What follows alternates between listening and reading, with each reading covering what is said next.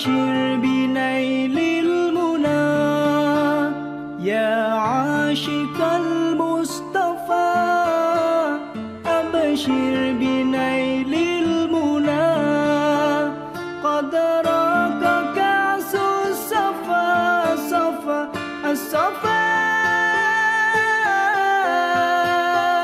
وطاب وقت لنا قد راك كأس الصفا وطاب وقت الهنا يا عاشق المصطفى أبشر بنيل المنى.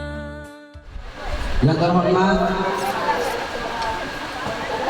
pengurus Yayasan Masjid Raya Wilayah Inti Persada, yang terhormat Al-Mukarram Bapak Kiai Haji Dr. Ali Nurdin MA, alhamdulillah beliau sudah berada di tengah-tengah kita. Yang terhormat bapak-bapak, ibu-ibu, para tamu undangan, semoga Allah selalu memberikan kita kesehatan dan keberkahan dalam hidup kita. Amin ya rabbal alamin. Tabligh akbar ini baiknya kita awali dengan bacaan suratul Fatihah. Mudah-mudahan acara ini Allah ridhoi, acara ini Allah lancarkan. Ala hadinihi wa ala kulli niyatin salihin la hadratin Nabi Mustafa Muhammadin sallallahu alaihi wasallam. Al-Fatihah. A'udzu billahi minasy syaithanir rajim. Bismillahirrahmanirrahim. Alhamdulillahirabbil alamin arrahmanir rahim maliki yaumiddin. Iyyaka na'budu wa iyyaka nasta'in ihdinas siratal mustaqim siratal ladzina an'amta 'alaihim ghairil maghdubi 'alaihim waladdallin. Selanjutnya yaitu pembacaan ayat suci Al-Quran yang insyaallah akan dilantunkan oleh Ustazah Umi Nasiah STHI. Falyatabadal alaihi masykurah.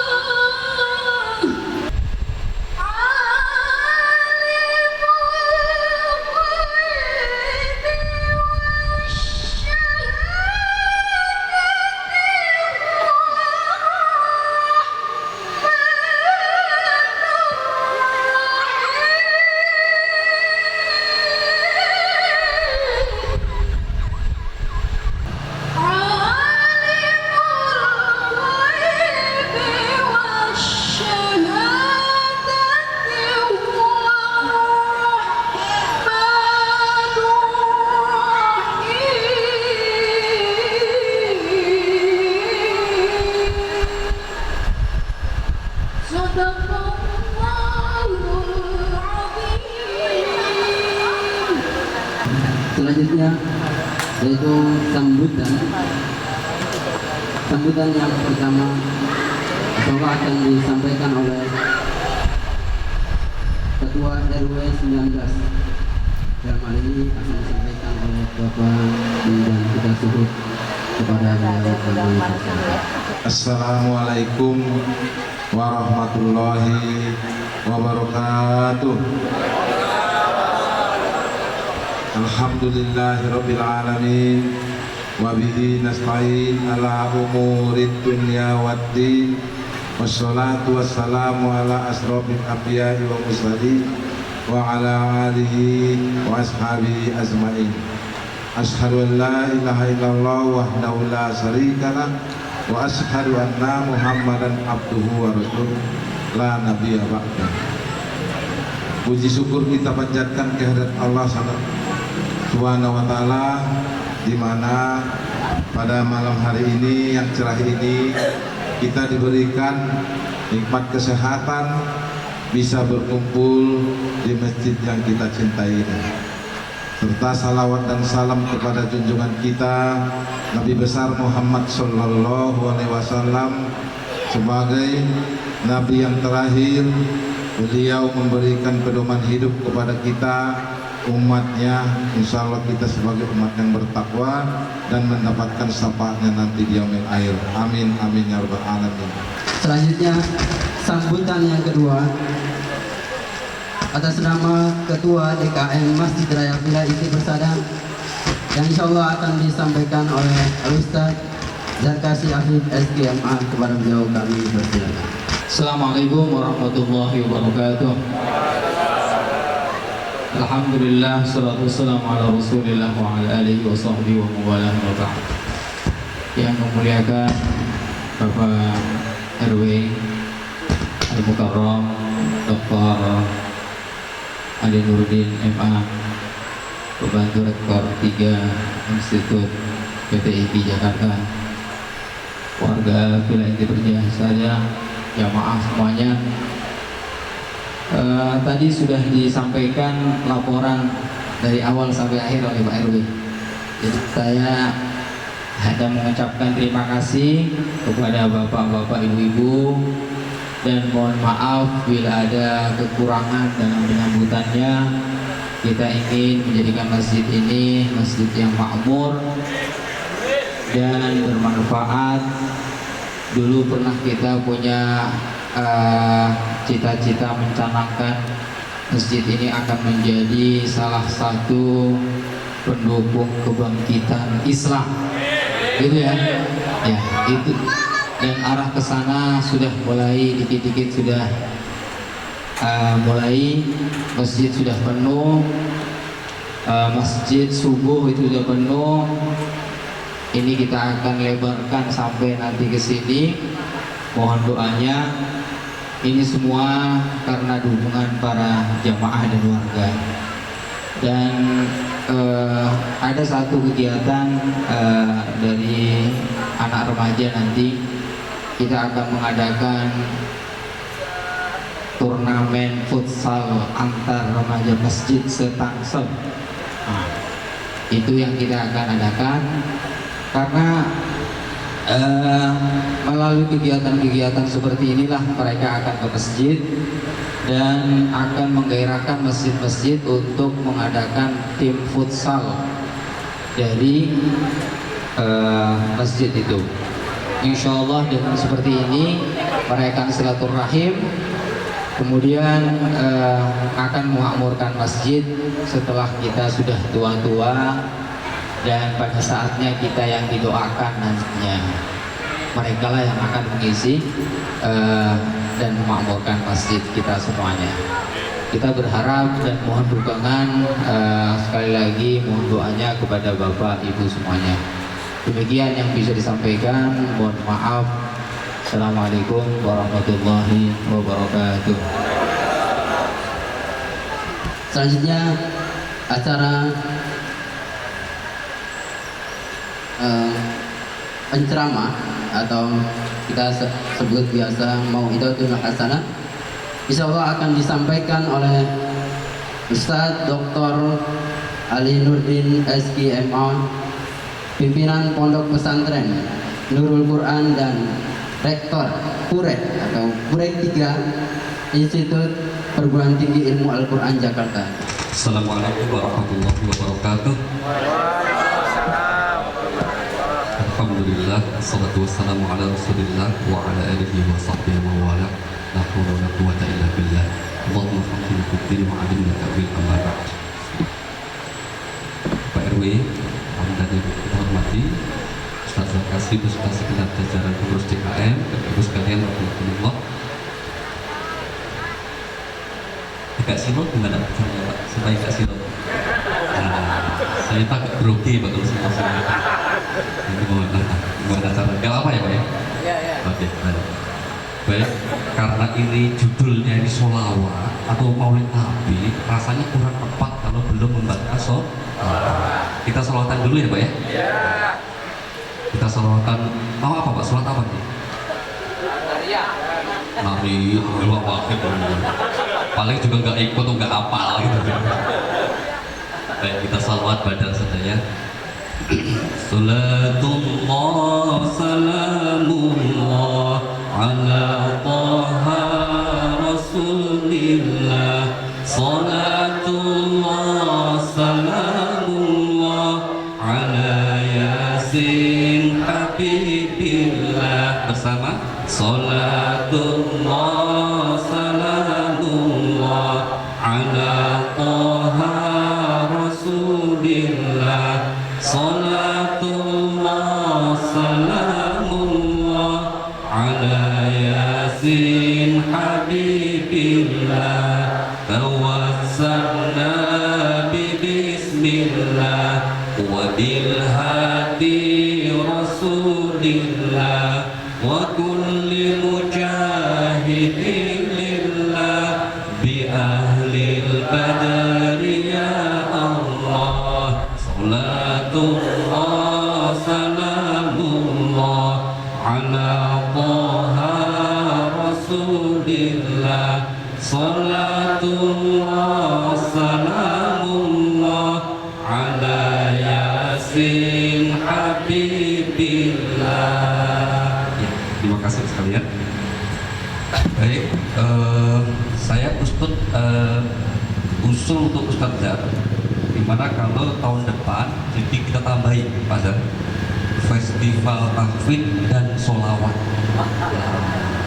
Pesertanya syaratnya adalah jamaah masjid. Nah, kalau ibu-ibu tadi sudah masuk kan, ada festival ibadahnya kan, nah, kita tonjolkan sholawatnya Pak. Jadi kalau sholawatnya yang menonjol, kita niatnya mahabbah kepada Nabi kita Muhammad Sallallahu Alaihi Wasallam. Jadi lagu wajibnya bukan Magadir, tapi apa? Sholat. Setuju nggak Pak? Insya Allah mudah-mudahan diridhai Allah Taala kita ke depan seperti itu. Jadi gabungan antara cinta kita kepada Al-Quran dan mahabbah kita kepada Nabi Muhammad Sallallahu Alaihi Wasallam. Kalau itu bisa dikombinasikan, insya Allah villa inti kita ini akan berkah. Amin yang ikhlas ya Pak ya. Lihatnya kok paksa. Baik. Saya tadi berangkat itu agak deg-degan. Deg-degannya karena apa? Enggak biasanya itu apa namanya, istri saya itu ikut usul-usul. Saya nggak konsentrasi nih Pak. Mau berangkat tuh langsung dikasih, Pak awas, jangan bicara masalah istri dua. Dia ancam saya Pak. Lah aku yang manut dia kan. Iya. Karena salah satu ciri keluarga sakinah itu kalau suami agak takut ke istri. Nah, itu sakinah kira-kira. Baik. Sampai mana? Temanya apa? Baik. Ustadz Gunawan sudah siap untuk membantu kita membaca terjemahannya. Nanti kita lihat bagaimana seluruh penjelasan Al-Quran tentang Nabi kita Muhammad Sallallahu Alaihi Wasallam. Kita mulai Bapak Ibu. Yang pertama, bahwa hampir, bukan hampir, sepakat ulama bahwa sebelum Allah Subhanahu wa Ta'ala mencipta dunia ini, sebelum Allah mengutus para rasul yang lain, Allah terlebih dahulu sudah memberitakan akan kehadiran Nabi kita Muhammad. Kita lihat informasinya misalnya di surah nomor 3 ayat yang ke-81, wa id akhadallahu mitsaqan nabi lama ataitukum min kitab wa hikmah tsumma ja'akum rasulun musaddiqun lima ma'akum la tu'minunna bihi wa la tansurun. Dan ingatlah ketika Allah mengambil perjanjian dari para nabi, manakala aku memberikan kitab dan hikmah kepadamu, lalu datang kepada kamu seorang rasul yang membenarkan apa yang ada pada kamu, niscaya kamu akan sungguh-sungguh beriman kepadanya dan menolongnya. Allah berfirman, apakah kamu setuju dan menerima perjanjian denganku atas yang demikian itu? Mereka menjawab, kami setuju. Allah berfirman, kalau begitu bersaksilah kamu para nabi dan aku menjadi saksi bersama kamu. Buktinya apa? Bahwa Allah telah menginformasikan kepada seluruh nabi yang pernah diutus sebelumnya tentang kehadiran Nabi kita Muhammad SAW. Buktinya adalah begitu Allah menurunkan kitab suci, sebelum Al-Quran, di dalam kitab suci itu sudah dituliskan, sudah diinformasikan tentang kehadiran Nabi kita Muhammad SAW. Kita lihat di surat nomor 7 ayat yang ke-157, alladzina yattabi'una rasulan nabiyyal ummiyal ladzi yajidunahu maktuban 'indahum fit Taurat wal Injil ya'muru bil ma'ruf, di bagian awal ayat saja surah 7 157, yaitu orang-orang yang mengikuti Rasul, Nabi yang ummi atau tidak bisa baca tulis, yang namanya telah mereka dapati tertulis di dalam Taurat dan Injil yang ada pada mereka. Jadi nama Nabi kita, Nabi Muhammad, itu kan namanya yang populer di Al-Quran. Paling tidak ada satu siapa? Muhammad. Yang kedua siapa Bu? Ahmad. Yang ketiga siapa? Yang tadi kita baca dalam sholawat, Toha. Yang keempat siapa? Yasin. Yang kelima siapa? Hah? Habibu itu bukan nama Nabi Muhammad, itu artinya kasih kita. Habibi kekasihku, Habibullah artinya kekasih Allah. Yang kelima itu yang populer namanya Mustafa. Maka ya Rabbi bil balik, ayo Bu, kita siapin musiknya loh, malah berhenti piye gitu. Ulangi, 1, 2, 3.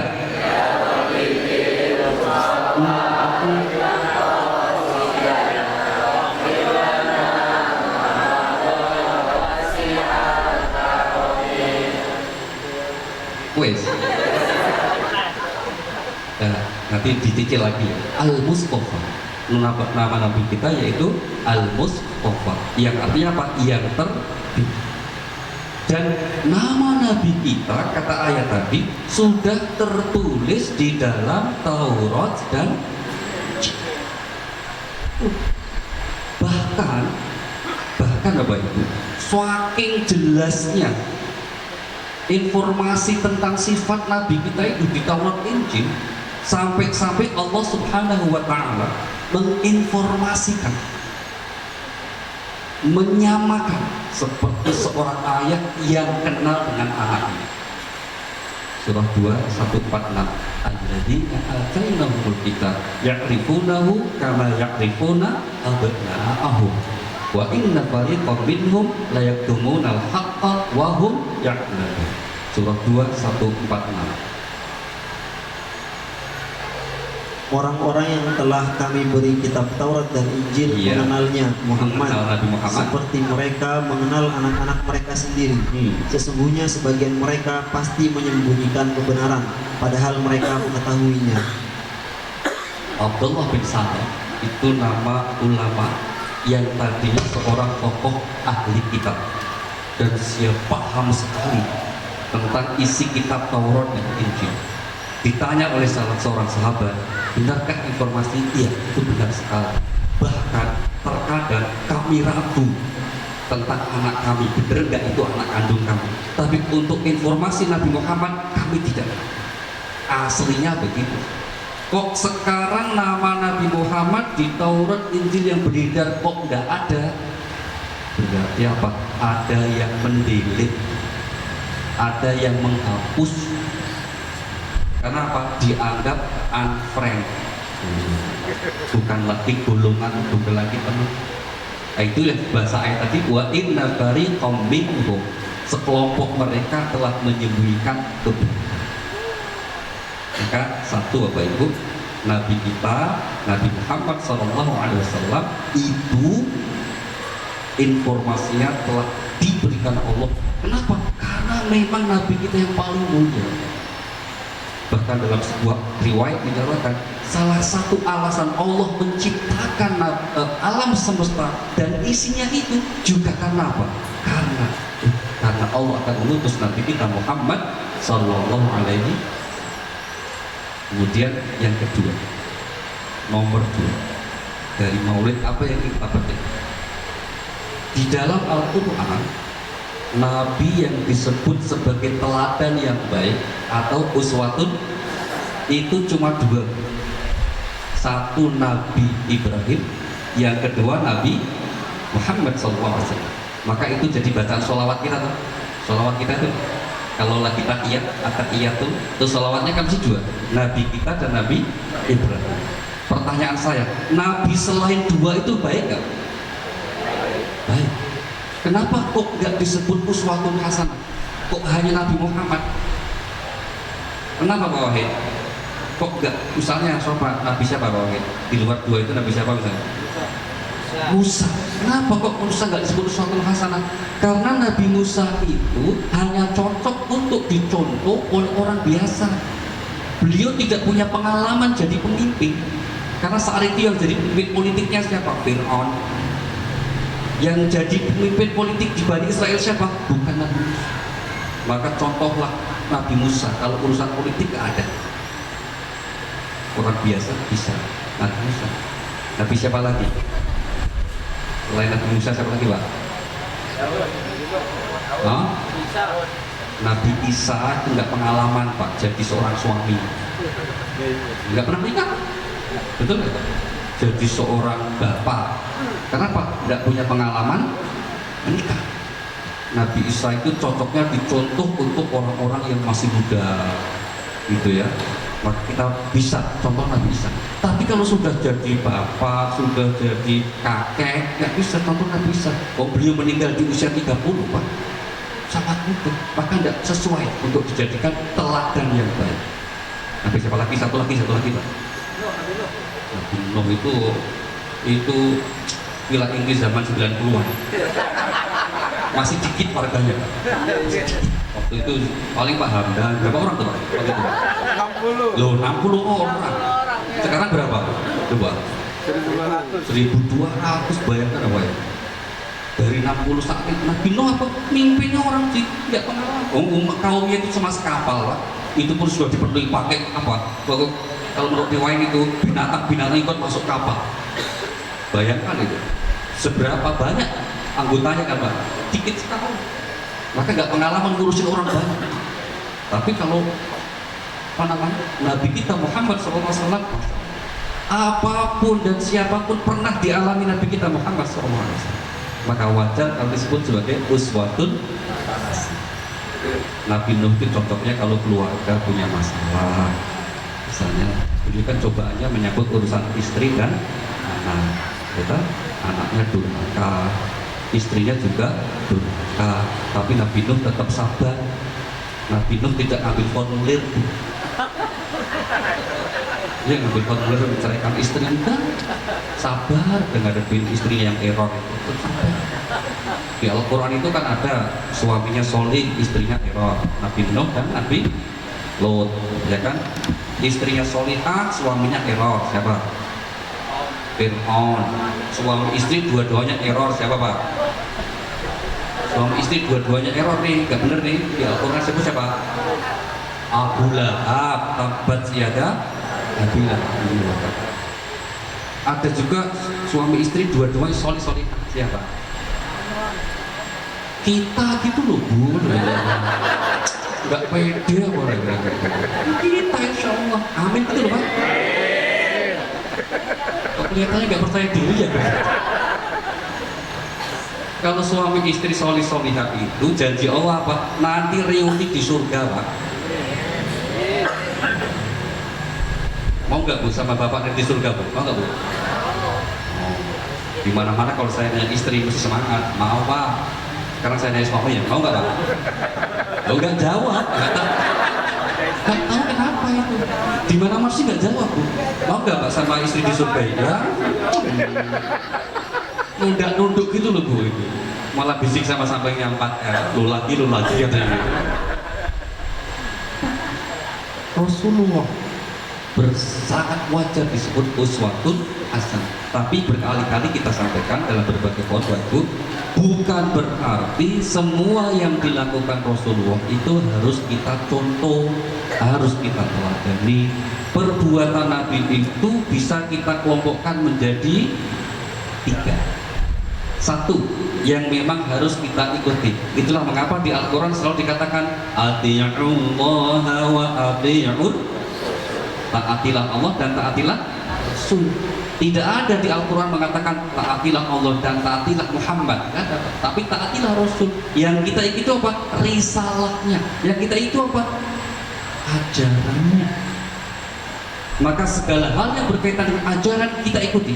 Tidak boleh ngarang sendiri itu. Contoh, misalnya apa?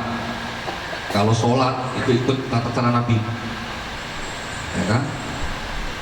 Subuh 2 rakaat udah ikutin. Gak usah, wah aku masih seger, 4 aja, nanti isyaknya 2. Tidak boleh. Itu kita harus sami'na. Kalau kita umroh kemana Pak? Kakak, gak boleh pindah ke Gunung Buder karena mungkin mahal, gak boleh.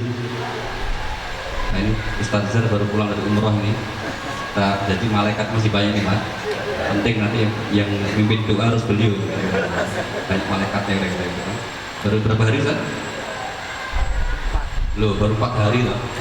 Itu masih jet lag sebetulnya itu Pak. Tapi karena cintanya kepada masjid, Masya Allah, akhirnya dibila-bilain untuk ngurusin ini. Alhamdulillah. Tapi alhamdulillah biasa aja ya Pak, ya nggak usah pakai gerakan, nanti pakai gerakan alhamdulillah nggak usah, biasa aja ya seperti itu. Yang kedua, yang dilakukan oleh Nabi boleh diikuti, boleh tidak, itu tidak berkaitan dengan syariat. Misalnya apa nih Pak? Misalnya tentang tata cara tentang apa? Makanan, tentang minuman, tentang cara berpakaian, boleh ikut Nabi. Bapak Ibu, khususnya bapak-bapak, kalau pengen gamisan terus ikut Nabi, silahkan, bagus. Ya kan? Kalau pengen tiap hari sarapan kurma seperti Nabi, silahkan. Ya. Tapi kalau misalnya makanan kita kok beda, kok setiap pagi nasi uduk sama bakwan, judulnya rigid, nggak ada gitu, itu ya boleh. Urusan makan yang penting apa? Halalan. Tidak harus persis ikut Nabi. Nah, yang ketiga, apa yang dilakukan Nabi tidak boleh diikuti. Itu kekhususan buat apa itu? Pernikahan Nabi. Rasulullah itu dikhususkan oleh Allah boleh menikah dalam satu waktu dengan berapa? 9 orang. Dengan berapa Pak? 9. Itu kekhususan buat Nabi. Ini disebut di surah 33 ayatnya yang ke-50, di mana Allah berfirman, ya ayuhan nabi inna ahlalna laka azwajaka allati ataita ujurahun. Wahai Nabi, sesungguhnya kami telah menghalalkan bagimu istri-istrimu yang telah kau berikan mas kawinnya, dan hamba sahaya yang kau miliki, termasuk apa yang kau peroleh dalam peperangan yang dikaruniakan Allah untukmu. Dan demikian pula anak-anak perempuan dari saudara laki-laki bapakmu, anak-anak perempuan dari saudara perempuan bapakmu, anak-anak perempuan dari saudara laki-laki ibumu, dan anak-anak perempuan dari saudara perempuan ibumu yang turut hijrah bersamamu, dan perempuan mukmin yang menyerahkan dirinya kepada Nabi kalau Nabi ingin menikahinya, sebagai kekhususan bagimu, bukan untuk semua orang mukmin. Sudah, sebagai kekhususan bagimu, bukan untuk semua orang. Jelas. Itu kekhususan buat Nabi. Jadi mohon maaf, saya harus sampaikan kalau ada orang yang mengatakan menikah lagi judulnya mengikuti sunnah Nabi, itu kurang tepat. Seakan-akan yang cuma satu istrinya nggak ngikut sunnah Nabi gitu loh. Jadi yang sini semua nggak ikut sunnah Nabi itu artinya, gitu kan? Apalagi Pak Zara gitu kan, kelihatan minal khoifin gitu kan. Golongan orang-orang yang takut gitu, sama dengan saya. Gitu. Ya, betul itu maksudnya apa? Gitu. Kira-kira begitu. Yes, yang menikah itu sunnah. Kalau urusan-urusan nambah, jangan bilang-bilang ikut sunnah. Ya itu urusan pribadi, monggo silakan. Judulnya namanya menikah itu kayak makan, halalan toyiban. Yang jelas halal, urusan toyib itu urusan pribadi. Betul nggak Pak? Urusan pribadi. Kalau berani ya silakan. Kan urusannya cuma dua Kak. Satu, sanggup berlaku adil. Yang kedua apa? Berani. Itu aja. Nah iya Pak, itu masalah. Biasa yang banyak ngomong itu nggak berani Pak. Bolak-balik diomongkan, didiskusikan, wah argumennya itu biar contoh, berarti apa? Tanda-tanda sama sekali tidak berani. Beraninya hanya ngomong. Karena kalau berani bisa to the point Pak, nggak usah begitu. Tapi nggak apa-apa lah, penting diomongkan ya Pak ya. Baik. Ini yang disebut Nabi sebagai uswatun hasanah. Berarti urusan apa ya? Urusan akhlak. Innama bu'istu liutammima makarimal. Ini yang kita sering lupa, bahwa kalau kita ingin meneladani Rasulullah SAW, itu kunci utamanya adalah pada urusan. Loh, yang lain Pak, yang lain ya kita ikuti, tapi bersiaplah kalau beda-beda. Kalau akhlak nggak ada beda. Contoh syariat, sholat. Syariatnya satu, kita sholat, tapi bagaimana cara sholat itu bisa beda-beda fikihnya. Betul kan? Berjilbab syariat satu, tapi potongan jilbab itu modelnya seperti apa bisa beda-beda. Sekarang di Jogja lagi ribut Pak, karena UI Jogja sedang bikin keputusan rektor melarang pakai niqab. Niqab tuh Pak Bu. Bagi sementara kelompok itu syariat itu jilbab itu. Maka jilbab itu minimal ada 3 itu. Sama-sama ayatnya satu. An-Nur 31, Al-Ahzab 59. Ayatnya cuma 2, sama. Tapi prakteknya beda-beda. Ada yang mengatakan jilbab itu apa? Seluruh tubuh harus ditutup. Maka nggak hanya niqab, termasuk kelambu. Ada yang pakai kelambu. Nggak yang cadar, tapi tambahin kemudian penutup kelambu. Saya pernah di bandara di Jeddah itu, wah ada 3 wanita depan jalan. Tak pikir tuh apa kok berhenti? Pakai niqab, pakai kelambu, berhenti ngapain? Tak dulu. Selfie Pak, bertiga. Lah kuwi delok apa gitu. Tapi ya sudah tak boleh diomongkan. Oh, itu namanya keyakinan. Ada yang kurang nggak pakai ini, cukup pakai ini aja. Ya. Ada yang seperti ibu-ibu, nah itu umumnya juga terbuka wajahnya buka. Silakan. Itu syariat satu, ya, tapi kemudian bisa berbeda-beda bentuknya. Sholat juga gitu. Syariat sholat itu satu, kita nggak beda pendapat, tapi gimana cara sholat fikihnya beda-beda. Umumnya kita kalau niat sholat kan diomongkan, betul nggak? Usolli fardhu isya'i, betul nggak? Boleh sih. Tapi ada yang mengatakan yang penting niat, nggak usah diomongkan ya nggak apa-apa. Dalam hati sudah cukup. Wong namanya niat itu pokoknya bersamaan dengan kita mengerjakan. Silakan diucapkan ya boleh, di dalam batin juga boleh. Yang namanya ibadah, niatnya, misalnya puasa nanti kan biasa kita habis tarawih langsung ramai-ramai ya Pak. Niat puasa, nawaitu saumahuddin an adai, boleh nggak Pak? Boleh, bagus. Tapi yang nggak ikut niat di situ kalau sudah sahur berarti besok mau puasa ya boleh. Ibadah yang niatnya tidak boleh dibatin cuma satu Bu. Apa itu? Akad nikah. Ijab kabul tidak boleh dibatin. Masuk salaman dia.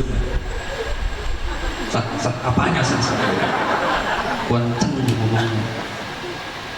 Sampai jurangnya ada, kalau kita lihat di YouTube itu begitu dibayar tunai, gitu kan. Yang lainnya silakan. Itu baru satu hal. Sudah ada perbedaan, jangan dipersoalkan.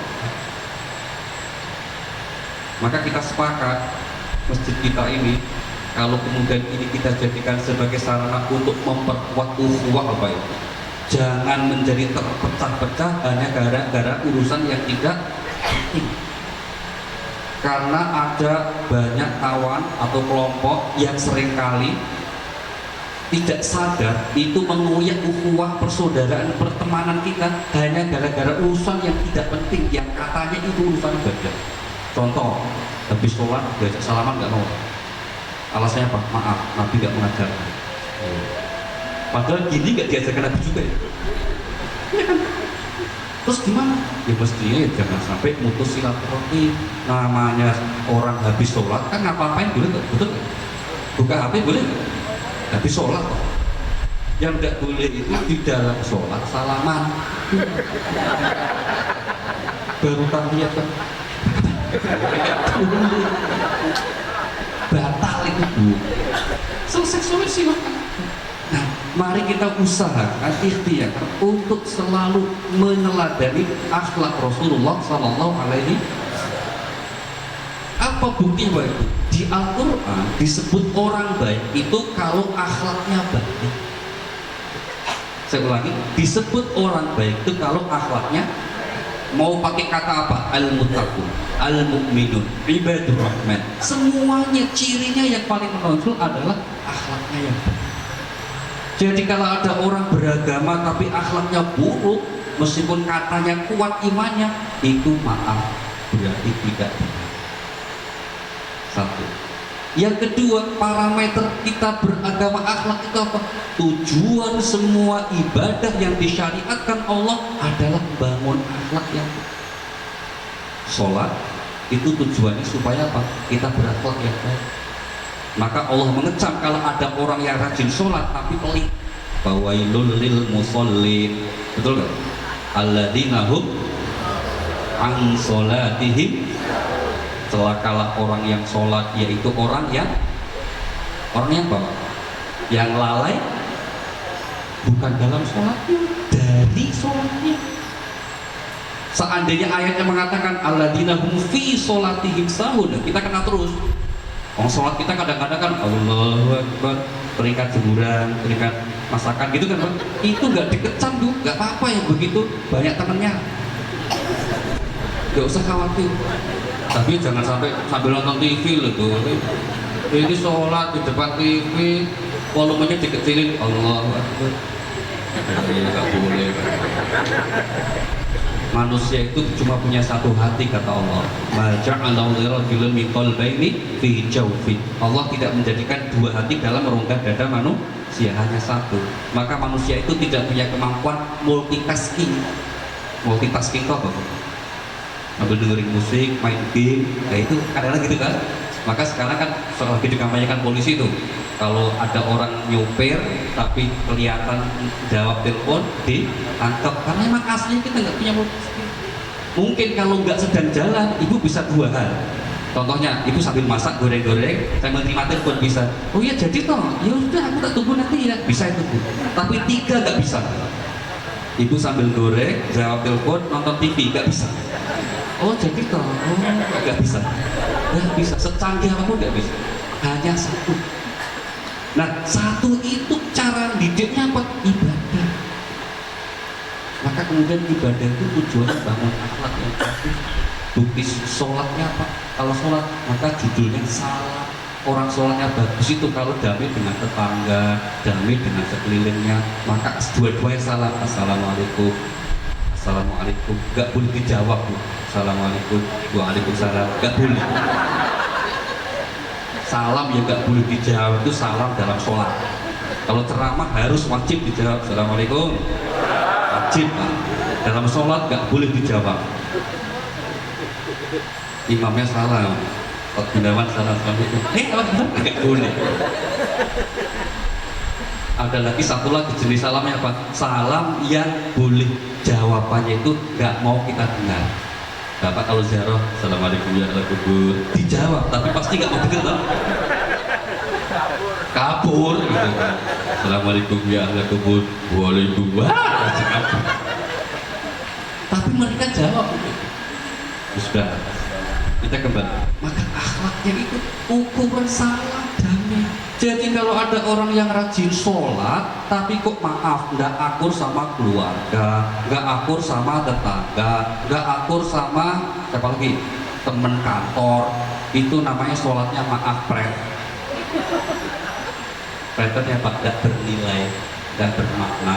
Na'udzubillahi. Nah, tujuan itu untuk membangun akhlaknya. Maka dimulai dari keluarga. Gak usah jauh-jauh sebagai orang tua ya Bu ya, sebagai orang tua mulai kemudian misalnya berfokus mendidik anak yang baik. Maka tadi Pak Azhar mendeklarasikan masjid kita ini nanti akan melibatkan ada festival futsal antar remaja. Bagus, karena apa? Masjid harus ramah untuk anak-anak dan remaja kita. Boleh tepuk tangan buat masjid apa? Takut banget ini sama. Kenapa? Kalau kemudian masjid tidak ramah buat anak, nanti ketika dewasa, ketika gede, anak-anak malas ke masjid, dan itu berarti apa? Kerugian buat kita sebagai orang tua. Ya kan? Saya kadang ngiri Pak, di beberapa masjid yang kami sering datang kalau subuh itu, terutama subuhnya. Kalau alhamdulillah nih Pak Zara, alhamdulillah luar biasa ini tinggal dipertahankan istiqomah saja. Saya sebut saja misalnya itu yang namanya masjid tangga kita BSD Al-Hakim. Ada satu lagi masjid di sektor 9 itu, Masjid Raya sektor 9 itu yang namanya sholat subuh kayak Jumatan bener. Kita kaget banget sekali. Kenapa? Ya salah satunya karena semangat istiqomah, ramah untuk semua golongan, ramah untuk semua mazhab, boleh silakan di masjid. Yang menjadi masalah kalau kemudian misalnya masjid hanya diblok oleh satu kelompok ini yang mari kita lihatkan, tadi sudah sampaikan Ustaz Zarkasi, masjid kita menjadi penggerak kebangkitan Islam. Kita hanya bisa berharap di mana? Di masjid. Kita dimulai dari yang seperti ini. Akhlaknya baik. Orang itu kalau bicara akhlak nggak ada bedanya. Tapi kalau bicara syariat, bicara fikih, mesti ujungnya berantem. Yang tadi kita sebut namanya sholat aja kan macam-macam tuh Bu ya. Niatnya sudah beda. Belum kalau lihat Bapak Ibu gerakan pakaian, betul kan? Kenceng, ada yang muternya begini, muter sama gerak naik turun, kan? Ada yang cepat, ada yang lambat, tergantung usia. Enggak, tergantung madhabnya, maksudnya ada. Yang kayak itu nggak usah dibahas dan nggak usah dipersoalkan. Cuma emang jangan kelewatan. Saya punya teman karena mungkin jarang lihatnya kayak gitu. Itu kencengan Pak. Akhirnya dilirik itu percembangan itu. Refleks ya, dipegang bucuk gitu. Nah yang dipegang ya kaget langsung begitu, yang pegang ya gatal. Apa? Wong namanya itu beda pasti. Itulah kenapa kalau orang sering mempersoalkan kayak gitu, ada ungkapan kan, ya Pak. Kalau ada yang mempersoalkan kayak gitu tuh, hal kayak gitu sering kita sebut apa? Kurang piknik itu. Betul kan?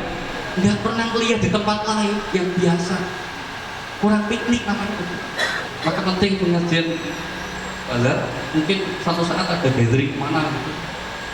Lihat kemana supaya apa? Supaya tambah meskipun sudah baik-baik. Jamaah udah baik-baik kelihatan. Orang baik-baik itu kelihatan betul wajahnya ngantukan segitu baik-baik. Kenapa? Kalau kita lihat di tempat lain tuh ternyata lebih Masya Allah. Perbedaan itu hal yang sangat biasa dan wajar, dan orang tidak berkonsentrasi kepada perbedaannya. Gak usah jauh-jauh Hazrat barusan umroh. Kalau di Mekah Pak, itu orang sholat macam-macam, tapi gak ada yang ngurusi sholat orang lain.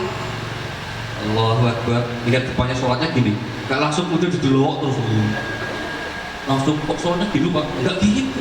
Itu silakan aja, betul gak? Gak ada yang ngurusi sholat orang lain, kok gitu sih kan? Sibuk hanya dilihat dengan Allah Subhanahu.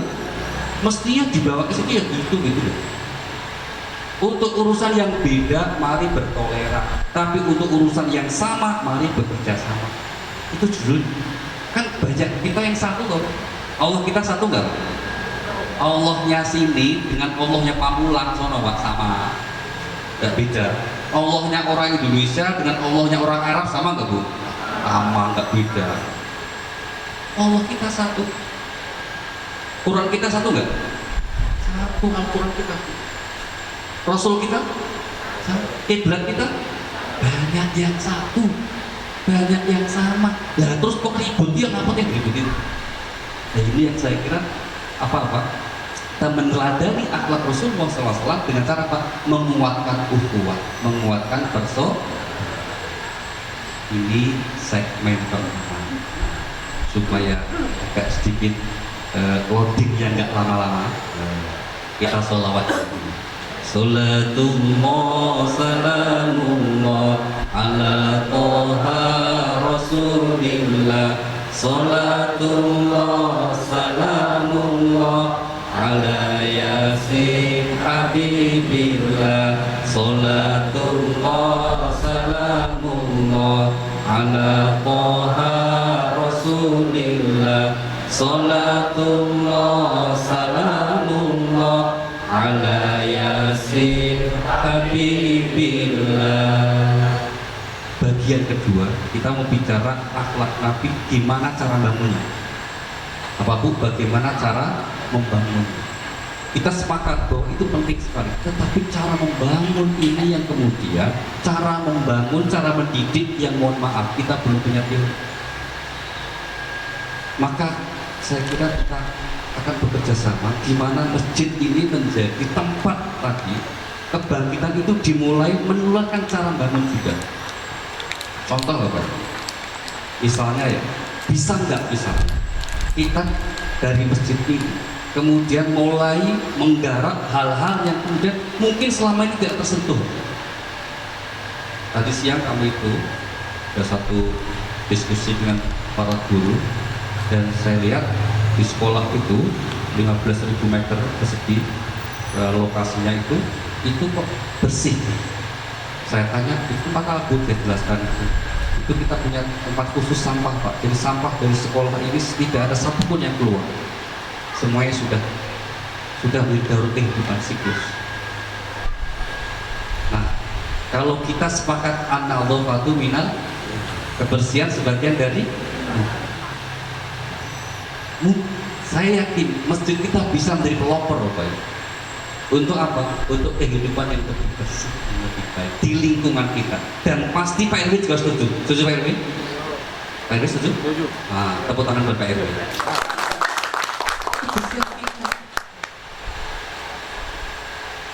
2015 ya Pak Ibu, kami sama istri dan rombongan ke Jepang. Tempat kota yang kami datangi pertama kali namanya Fukuoka. Nah, terus langsung naik bus, gitu ya. Itu ke satu tempat lokasi yang 50 tahun yang lalu itu kota terkotor di dunia. Bayangkan, terjorok di dunia. Saking kotornya bakteri pun nggak bisa hidup, Pak. Bayangkan tuh, bakteri aja nggak bisa hidup. Apalagi jentik, nyamuk. Jadi sono nggak usah jumantik, mati semua. Nggak perlu jumantik mati semua, saking kotornya. Tapi sekarang menjadi kota terbersih di dunia. Siapa yang mulai? Bersama semua warga sadar. Ini kita nggak bisa terus-menerus seperti itu. Maka kita yakin, apalagi kita itu didorong oleh sikap agama, bahwa menjaga kebersihan bagian dari sikap agama kita, akhlak kita, maka pasti mantap. Ini pertama. Yang kedua, kontribusi kita untuk membangun akhlak dimulai dari mana? Mohon maaf, kita mulai dari yang kecil. Dari ngajak anak-anak kita untuk terus suka dengan masjid, untuk terus kita ajarkan yang baik-baik di rumah maupun di tempat-tempat. Karena banyak orang, ya termasuk orang tua, yang tidak menyadari pentingnya kita mendidik anak yang baik supaya menjadi generasi yang baik. Buktinya apa? Ya, kita buktikan bahwa kita itu umumnya mendidik anak itu pakai ilmu yang mungkin juga kita waktu dididik waktu kecil ya. tidak pakai mungkin bagaimana seharusnya. Padahal yang namanya masalah hidup terus berkembang, maka mestinya apa? Pendekatan cara menghadapinya juga berubah. Masalah berubah, ilmu menghadapinya juga harus berubah. Tapi kita bersyukur umumnya masjid kita sudah mulai familiar dengan anak. Karena zaman dulu-dulu Pak, biasanya anak kecil nggak boleh ke masjid Pak. Katanya Pak, mengganggu kekhusyukan. Gayanya kayak khusyuk gitu Pak. Mestinya Pak, nggak apa-apa, ikut tidur juga Pak. Ya, anak apa? Misalnya Pak, anak kita subuh diajak ke masjid, sampai di masjid tidur, kenapa? Kenapa anak tidur di masjid pas sholat subuh tidak masalah? Bapaknya tidur di masjid pas subuh itu masalah. Betul nggak Pak? Kalau anak lagi sholat itu, anak-anak nggak apa-apa. Tapi kalau bapaknya pas tahiyat, itu masalah. Ada pas tahiyat itu kedengeran ngorok. Bukan jemaah masjid sini nggak ada bedanya. Maka kita syukuri kalau anak-anak kita sudah senang ke mas. Alhamdulillah.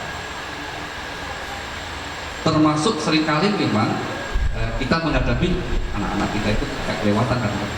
Misalnya sering main dalam itu main sini, nggak apa-apa anak-anak. Lagi sholat lari-lari nggak apa-apa. Yang penting jangan berlebihan. Saya sering cerita Pak, pengalaman dulu pernah dengar itu di Pamulang katanya kasusnya Pak Jar. Itu sholat Jumat bubar. Jumatan sampai bubar Pak ya. Gara-gara Pak imamnya lagi memimpin sholat.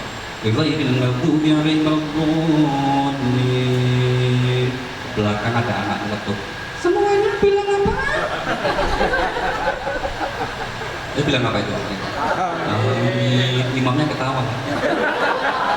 Langsung ambil mic, maaf ya, sholatnya diulang aja. Musik yang datang aja ulang yang lain. Yang itu namanya berlebihan. Kenapa? Tanggung jawab kita. Kita harus memberi perhatian penuh kepada anak-anak. Kita sering berdoa supaya diberi keturunan yang tapi kemudian usaha untuk kesana berapa persen waktu orang tua? Biasanya sisa waktu Pak.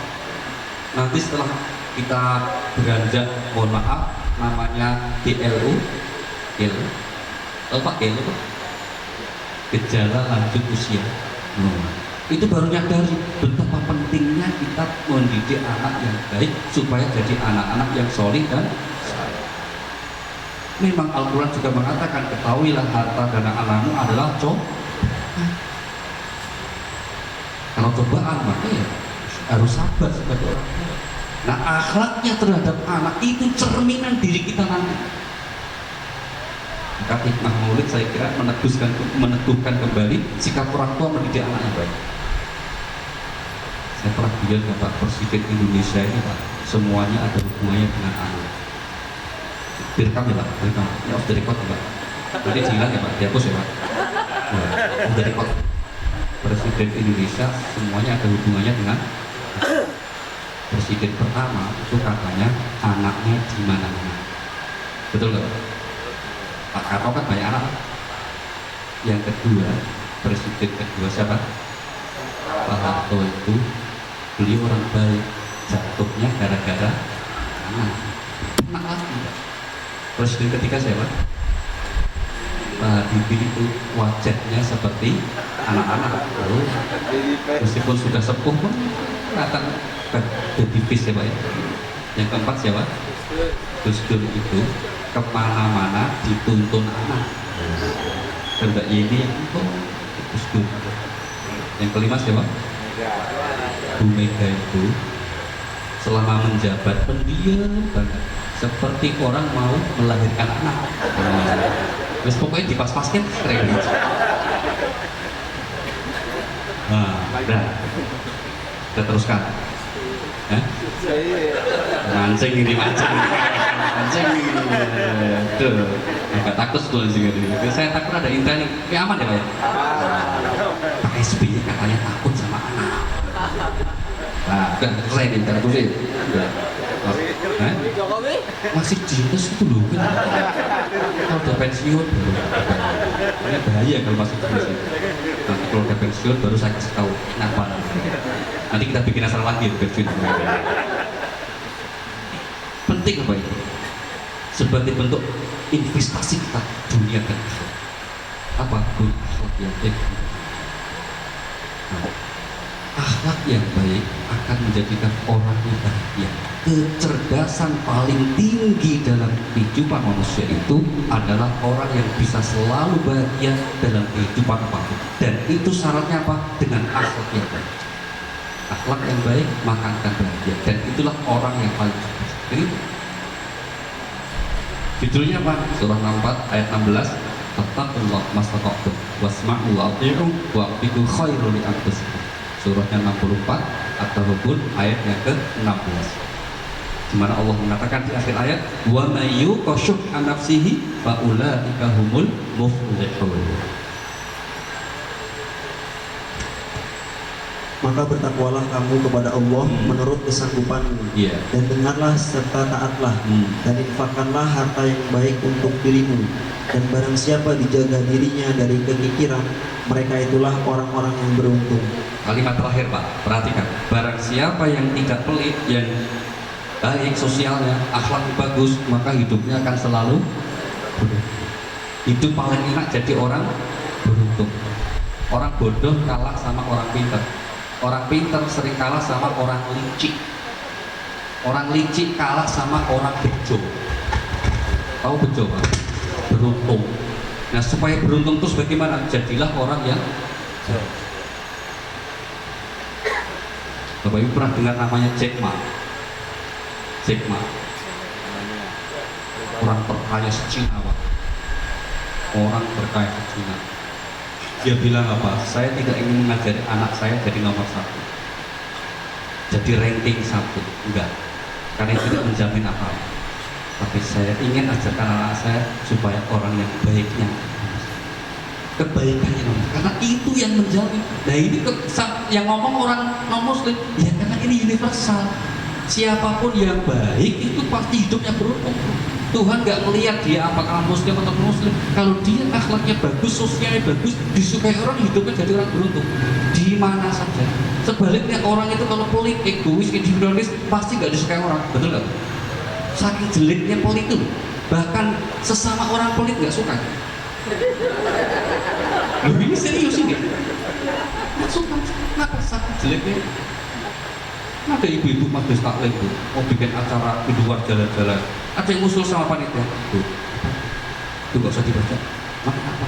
Orangnya pelit banget. Yang ngomong tuh juga pelit gitu loh. Ini sama pelit tuh nggak suka. Maka Rasulullah sampai berlindung kepada Allah, Allahumma inni a'udzubika minal bukhl. Ya Allah, aku berlindung kepada Engkau dari sifat bakhil. Rasulullah itu kalau ngurusin sendiri Bapak Ibu, Masya Allah, ya Rabbi, udah masuk surga dulu. Bayangkan, kita kenal lagi keindahan Rasulullah itu ya.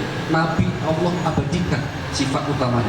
Laqad ja'akum rasulun min anfusikum azizun 'alaikum harisun 'alaikum bil mu'minina raufur rahim. Nabi seorang yang raufur rahim bil mu'min, kepada orang yang. Bayangkan Bapak Ibu, Rasulullah SAW dalam sebuah hadis lagi nyatakan apa? Nanti manusia setelah semuanya jadi umat yang pertama kali diberikan kesempatan Allah masuk surga itu umat Muhammad SAW. Sebelum umat yang lain, umat Muhammad dulu. Dan dari umat Muhammad itu Nabi punya kesempatan pertama dulu masuk surga, tapi Nabi nggak ambil sebelum memastikan semua umatnya masuk surga. Setelah umatnya semua masuk surga, Nabi baru yang paling terakhir masuk surga. Itu pun dalam hadis itu diceritakan Allah kemudian ngutus Jibril. Jibril, ya Allah, coba kamu datang ke surga. Kenapa ya Allah? Tanya Nabi Muhammad, kenapa kok sepertinya dia belum lega, hatinya belum plong, para sudah masuk surga, umatnya juga sudah masuk. Jibril nanya, wahai Nabi, ada beberapa kok Anda belum lega hatinya? Nabi jawab, wahai Jibril, saya merasa masih ada umatku yang belum masuk surga, masuk Nabi Adam. Dia umatku ini waktu hidup di dunia membaca la ilaha illallah Muhammadur Rasulullah, tapi karena dosanya dia belum bisa surga. Bisakah dia kemudian kita berikan kesempatan surga? Bilang subhanallah, Allah langsung perintahkan Jibril, udah cek di neraka, betul gak ada itu? Ternyata betul. Setelah Jibril lobby malaikat Malik, lobby dulu kan, bener gak? Cek, silakan langsung ketemu orang-orang yang selama hidupnya pernah mengucapkan la ilaha illallah Muhammadur Rasulullah, tapi karena perbuatan dosa bahkan fasiknya masuk neraka, diangkat kata syafaat Rasulullah Sallallahu Alaihi langsung dibawa ke telaga Haud atau Kausar, dimandikan, masuk surga. Sebegitu besar kasih sayang Nabi untuk umat Nabi Muhammad SAW. Begitu besar, maka wajar kalau kemudian kita bikin maulid itu salah satunya meneguhkan kembali usaha kita untuk meneladani Nabi kita Muhammad SAW. Dan yang kita teladani itu gak usah yang pelik-pelik, gak usah yang sulit-sulit, dimulai aja kecil-kecil sederhana itu loh, yang paling akhlak sederhana aja, dimulai dari sang keluarga yang baik, suami sama istri yang akur gitu ya, terus sama anak, sama mertua, sama besan kalau udah punya besan, itu aja bukan usah. Terus nanti sama tetangga, udah itu saja. Kalau judulnya centlang baik, insya Allah sudah akan menjadi umat Muhammad SAW yang nanti dibanggakan Nabi di hadapan Allah Subhanahu wa Ta'ala. Aminnya kompak loh Pak. Mau surga nggak Pak? Al-Quran menyebut surah Az-Zumar wasil alladzina taqwa rabbahum ilal jannati zumar. Orang ke surga nanti rombongan. Mati surga langsung rombongan pila inti. Balik depan azan, dan pakai spanduk gitu loh. Pak Azhar suka bikin spanduk kan? Wah, itu nanti dibawa sampai ke surga tuh. Wah, malaikat telah melihat spanduk dari pila itu. Waduh, langsung masuk, gak usah ditanya-tanya. Loh, kenapa malaikat? Oh, orangnya baik-baik tuh. Yang amin kok cuma 2. Maka kalau ingin ke surga rombongan di dunia ini, gabunglah sama rombongan yang baik. Rombongan yang baik itu tempatnya di mana? Di masjid. Itu loh. Umumnya mesti orangnya baik-baik. Meskipun mungkin masuk masjid langsung tidur, itu baik tuh. Kalau pengajian langsung nyangga tidur, baik. Jumatan juga gitu, datangnya gaya jam 11. Oke, nyari sandaran. Begitu langsung komat, langsung protes. Nggak pakai khutbah, udah tidur nggak gitu. Nggak pakai khutbah. Ada yang begitu. Tapi ya nikmat ya namanya. Beda antara tidur dengan ketidur. Kan Indonesia itu biasanya. Maka kalau pas Bapak Ibu lagi umroh di Masjidil Haram, Masjid Nabawi, pengen cari orang Indonesia gampang. Cari tiang masjid, ketemu tiang masjid Indonesia. Hobi. Karena orang tidur itu nikmat. Alhamdulillah, habis siang, masya Allah. Kami itu ada teman kajian. Ya Allah, bayangin rumahnya sebegitu luas, bukan di wilayah, di tempat menteng rumah buat di ternyata apa? Ngeluh datang itu, mana itu? Kata saya itu susah tidur, sampai sekarang pakai obat terus supaya bisa tidur. Lupa ada loh, masya Allah hartanya bukan kayak gitu, tapi ternyata susah. Lah kita alhamdulillah, ini punggung kalau ketemu sandaran langsung tidur. Betul nggak? Tidak usah pakai obat-obat, betul nggak? Kita justru buat minum kopi supaya nggak bisa tidur kan gitu kan? Jadi itu nikmat Allah, disyukuri alhamdulillah. Nah, maka sekali lagi orang itu kalau akhlaknya baik, sosialnya baik, hidupnya akan selalu beruntung, dekat dengan kebahagiaan, dan dimudahkan segala urusannya. Wa amma man a'ta wa taqa wa saddaqa bil husna. Terus fasanuyassiruhu lil yusra. Jadi kalau kita ingin dimudahkan segala urusan, gampang, jangan jadi orang Maka nanti kalau Pak Zarni putranya sudah di Mesir, sudah Joko, bentar lagi mungkin nikahin. Saya pesan kalau ingin cari kandidat calon mantu, lihat baik itu, betul kan? Akhlaknya, bukan sekedar agama, tapi apa agama dimaksud apa? Akhlaknya. Kalau sudah akhlaknya kelihatan bagus, kata orang-orang bagus, kata tangganya bagus, bagus dia. Udah Bismillah, Bismillah. Meskipun cantik tidak masalah, Bismillah. Duh. Apa Pak? Salah apa?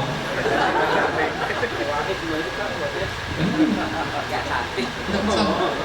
Gitu. Karena apa? Bangun akhlak itu susah, Pak. Supaya jadi orang baik itu rezeki betul. Maka Bapak Ibu, alhamdulillah kok masjid kita itu kedatangan orang-orang baik ya, Pak Wakil, Pak Zar mau ngurus masjid karena itu rezeki Pak, punya warga yang baik-baik itu, maka plus ya, saya titip lah ya Pak Ibu, titik bener nih, serius, swear Pak. Kenapa? Kita punya tetangga yang baik, rezeki nggak Bu? Ibu tekun ibadah, tetangganya error, lebih coba itu. Kita baru ganti sofa langsung diomongin korupsi itu. Ganti jilbab langsung lihat dan citraan. Kan nyesek juga kan Bu.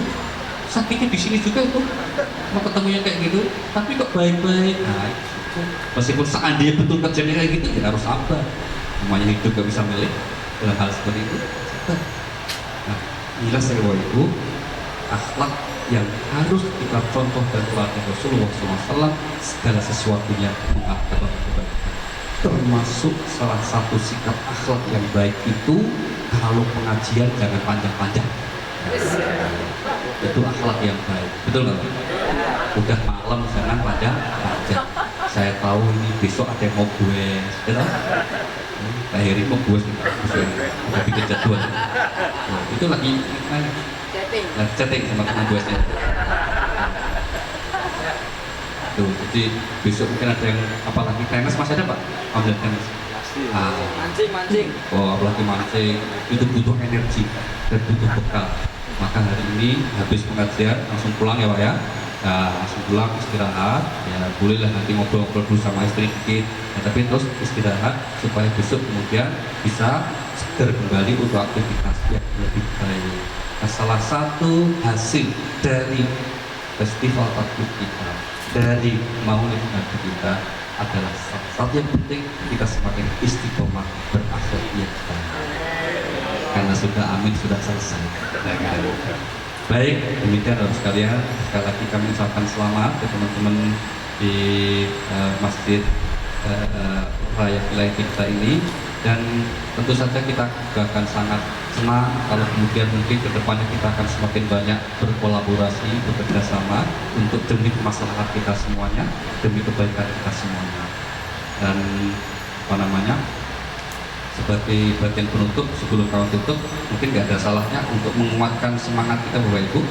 Kalau saya sebut villa inti, Bapak sebut keluarga. Dan kalau sebut saya villa inti yang kedua, Bapak sebut jaya. Setuju ya? Setuju ya? Biar gak kantor gitu. Bismillahirrahmanirrahim. Villa inti. Villa inti. Wassalamualaikum warahmatullahi wabarakatuh. Waalaikumsalam warahmatullahi wabarakatuh. Baik, penutup acara ini, mari kita berdoa kepada Allah Subhanahu Wa Taala. Semoga apa yang kita lakukan dari pagi sampai sekarang dicatat oleh Allah sebagai kebahagiaan dan diridhai oleh Allah Subhanahu Wa Taala, yang bermanfaat bagi umat, bagi keluarga, dan bagi semuanya. Dan kita jadikan istiqomah dalam kebaikan, dalam akhlak, dan terus menghidupkan masjid, memakmurkan masjid demi kebaikan dunia dan akhirat kita. Al-Hadiyah Al-Fatihah. A'udzubillahi minasyaitonir rajim. Bismillahirrahmanirrahim. Alhamdulillahirabbil alamin, arrahmanir rahim, maliki yaumiddin. Iyyaka na'budu wa iyyaka nasta'in. Ihdinas siratal mustaqim. Shiratal ladzina an'amta 'alaihim ghairil maghdubi 'alaihim waladdallin. Amin. Bismillahirrahmanirrahim. Alhamdulillahirabbil alamin, hamdan yuwafi ni'amahu wa yukafi mazidah. يا ربنا لك الحمد كما ينبغي لجلال وجهك وعظيم سلطانك. اللهم صل وسلم على سيدنا محمد وعلى آله وصحبه أجمعين. اللهم يا الله ربنا تقبل منا إنك أنت السميع العليم، وتب علينا يا مولانا إنك أنت التواب الرحيم. اللهم اغفر لنا ولوالدينا وارحمهما كما ربيانا صغارا. ربنا اغفر لنا ولإخواننا الذين سبقونا بالإيمان، ولا تجعل في قلوبنا غلا للذين آمنوا ربنا إنك رؤوف رحيم. ربنا لا تزغ قلوبنا بعد إذ هديتنا وهب لنا من لدنك رحمة إنك أنت الوهاب. ربنا هب لنا من أزواجنا وذرياتنا قرة أعين واجعلنا للمتقين إماما. رب اجعلنا مقيم الصلاة ومن ذرياتنا ربنا وتقبل دعاءنا. ربنا اغفر لنا ولوالدينا وللمؤمنين يوم يقوم الحساب. أنت ولينا في الدنيا والآخرة. توفنا مسلمين والحقنا بالصالحين. ربنا أوزعنا أن نشكر نعمتك التي أنعمت علينا وعلى والدينا وأن نعمل صالحا ترضاه، وأصلح لنا في ذرياتنا إنا تبنا إليك وإنا من المسلمين. اللهم ذكرك وشكرك وحسن عبادتك يا مقلب القلوب وثبت قلوبنا على دينك. اللهم إنا نسألك الهدى والتقى والعفاف والغنى.